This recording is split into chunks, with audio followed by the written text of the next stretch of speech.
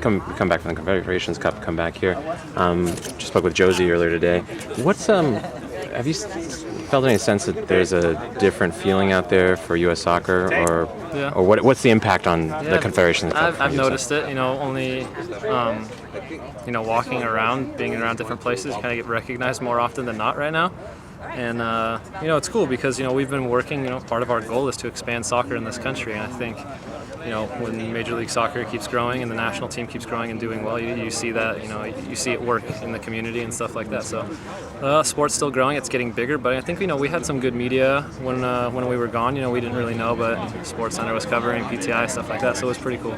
And so, what do you think is probably more important now, the two? Because there's kind of maybe sometimes argument between, okay, if the national team does well, is that really the thing that will really get U.S. soccer going? Soccer in the U.S. going, or is it going to be a strong domestic league like the MLS? I think it's got to be a combo of both. I think a lot of people follow the national team pretty closely, and there's always a lot of speculation about the national team, and everyone always talks about the national team. So I think that's a big part of it. But Major League Soccer has to grow as well because national team only plays 15 games a year, and MLS is throughout the whole season where teams in their hometowns can see them. So I think it's a mixture of both, but I think the national team is pretty important.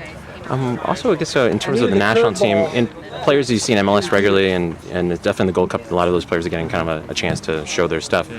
Who do you think?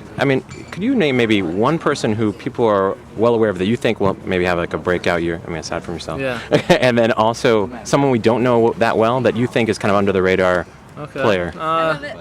I'd say the two guys that are actually in with the Gold Cup right now are Robbie Rogers and Stu Holden. I think everyone pretty much knows about them in MLS, but internationally not much. Stewie's just got his 2 caps. Robbie, I think 2 or 3 now. So, and as they've shown in these international games so far, they're not scared.